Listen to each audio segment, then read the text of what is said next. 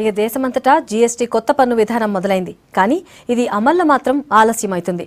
హైదరాబాద్లోని వస్త్ర వ్యాపారులు, రెస్టారెంట్లో జీఎస్టీ ఎఫెక్ట్ ఎట్లా ఉంది, కొత్త పన్ను విధానం మీద పబ్లిక్ ఏమనుకుంటున్నారో ఓసారి చూద్దాం.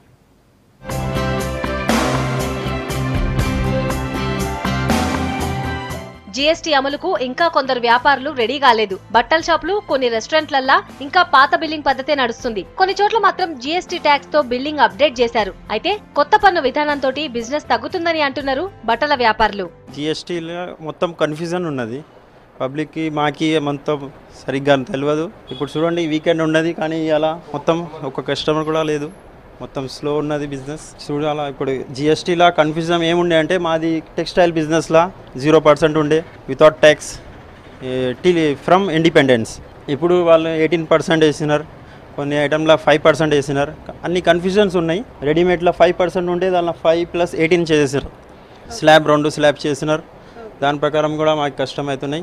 ఇన్ని రోజులు రెడీమేడ్ బట్టల మీద 5%, టెక్స్టైల్ పై 0% ట్యాక్స్ ఉండేది. కానీ ఇప్పుడు రెడీమేడ్స్ మీద 12%, టెక్స్టైల్ మీద 5% జీఎస్టీ వేయడంతో భారంగా మారిందంటున్నారు వ్యాపారులు. జీఎస్టీని కొందరు అప్డేట్ చేసుకుంటే, ఇంకొందరు సాఫ్ట్వేర్ లేక పాత పద్ధతుల్ని అమ్ముతున్నట్లు చెప్తున్నారు. 5 to 12% అంటే చాలా ఎక్స్పెన్సివ్. ఆల్మోస్ట్ 5% ఉంది. అది మేమే మా ఓన్ మా కంపెనీ భరిస్తుండే. కానీ ఆ వ్యాట్ జీఎస్టీ వచ్చేసి 5 to 12% అంటే సో ఎక్స్పెన్సివ్. మాకు కొంచెం చాలా ప్రాబ్లం అవుతుంది దీని గురించి అని చెప్తున్నాం. ప్రజెంట్ అయితే మాకు కుట్టి సాఫ్ట్వేర్ అప్డేట్ అయింది. ఇంకా న్యూ స్టాక్ మీద అంతా ఇంకా మెయిన్ బ్రాంచ్ హెడ్ ఆఫీస్ ఎట్లుంటే అట్లా అవుతుంది ప్రాసెస్.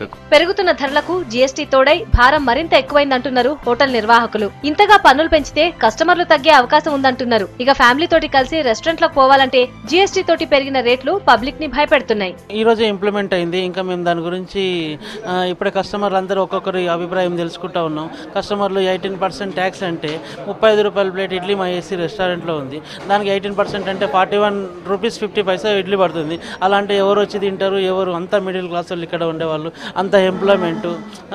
కాబట్టి మాకు వ్యాపారాలు ఇప్పుడు ప్రస్తుతానికి మాత్రం అంతంత మాత్రంగా ఉన్నాయి. కాబట్టి ఇంకా మాకు వ్యాపారం ఇంకా పడిపోయే ఛాన్సెస్ ఉంది. కాబట్టి మా వ్యవస్థలు, మా సంస్థ మొత్తం లాస్ట్లో నడిచే ప్రయత్నం. అప్పుడప్పుడు వస్తూ ఉంటాము ఫ్యామిలీతో కానీ సింగిల్గా ఫ్రెండ్స్తో కానీ తినడానికి.